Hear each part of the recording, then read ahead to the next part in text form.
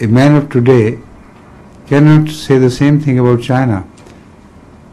An observation of similar nature would be that believer must seek knowledge even if he has to go to moon or beyond. That was the essence of that statement. Right? Thank you, Hazur. The next question is from Zahir Zafar from Norbury. He's studying A-levels in maths, physics, and computing. Hazuri asks, how did Hazrat Adam come into being?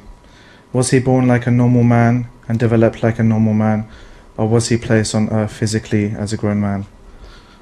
Who asked this question? You? Do you consider yourself a descendant of Adam? Yes, sir. So if you are a normal man, he was a normal man. Right? But he was not instantaneously born, completely finished in his form, in features, in his arteries, in his organs, in his mind. Not like that in a single instant. That took 1 billion years of progress of life to ultimately create Adam in his finished form. So there are two different things altogether. Adam, which you are talking about, was a prophet of God. That prophet of God happened to be around 6,000 years before us. But he was not instantaneously made there and then made a prophet. Humans existed before him, hundreds of thousands of years before him. And they progressed in different ways, in different places.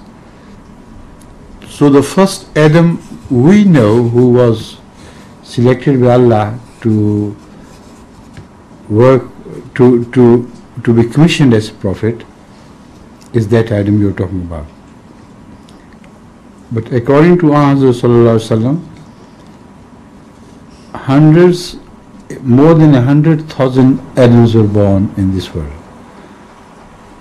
which means that religion was revealed to mankind even before Adam. And in different areas of the world, religion was revealed in accordance with the dictates of time and requirements of the people of that age. So all were humans. So when you talk of humans have a history which is much longer than the history of our Adam. Understand? Thank you. Must be another. Before coming, I forgot to take a full draught of water. So I was in a hurry because I was busy elsewhere. So that is why I have started drinking this, because and I have to do it in smaller sips during my talk, please. Hazur, this question follows from the last comments about the 100,000 Adams.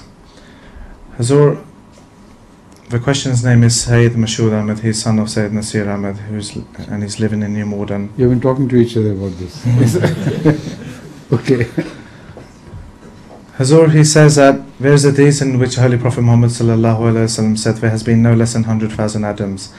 Am I right by saying that there were civilizations before us? Of course. If yes, then why are we so lucky to have a Holy Prophet in our civilization? Because the Adam, whose tree developed into the tree which bore the fruit of Hazrat Rasulullah Sallam, is the most important tree to be remembered and registered. The same happens with the case of evolution. Different animals were created at different times, and they followed their own route of development. But scientists have not followed all the progress they made. They are mainly concerned with the tree upon which Adam was born. But there are so many other offshoots of animals which progressed, and they have not recorded their evolutionary history as carefully as they have recorded the evolutionary history which led into man. So that is the reason why Adam's history is recorded to every detail, because it was to end up into the culmination of Hadhrat Sallallahu Alaihi Wasallam. Right? Yeah. Thank you, Hazur. Hazur, the next question is from Salman Khan from Tooting Jamaat. The same order, please. Huh?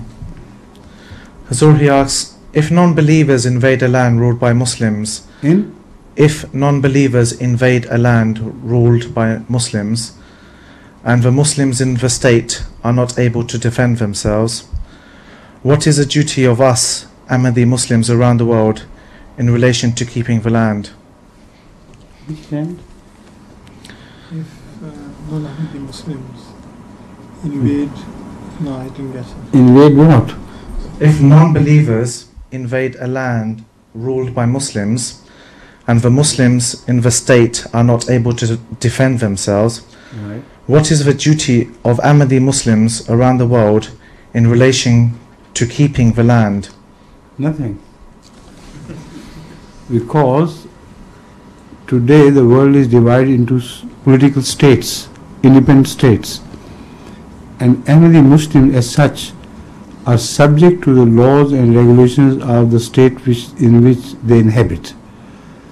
So the state will not permit them to invade any other state.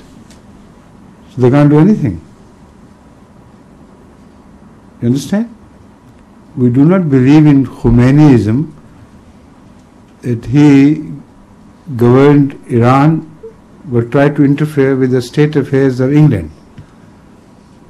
It is that to which we took strong exception. States are states and religions are religions. So all Muslims, Ahmadi Muslims who occupy different states, different lands, are governed by the laws of that state. And this is a fundamental article of their faith, that they must obey the law. So how can they singly jet into another country and start invading that country because it has dared to invade a Muslim country? It's not possible. Unless we have a state power. And when we have a state power, then many things will be taken into consideration before we decide in attacking a country which attacks a Muslim country. Moreover, it is very possible that the Muslim country may be at fault itself. So if it is at fault, it will be not justified to defend the cause of a country which it is at fault. Initially, it gave excuse for that attack. So it's all hypothetical. I'm not saying that it will happen so, but it may so happen. Next. Thank you. Hazur, the next question is from Dr. Shanwaz Rashid from North London. Hazur, he asks, One of the professionals. yes. Hazur, he asks, human nature is such that we easily see the faults of others, but fail to see the faults of our own. How would Hazur advise us to objectively assess ourselves and better ourselves? During the last 10 or 15 sermons, I've been speaking on this subject. You would like to answer, would you like me to answer you, at least taking 30 hours of your time today? So have recourse to those sermons. I have expressed every possible avenue which I could think of, which could awaken you into the awareness of self. And that is the question about, isn't it?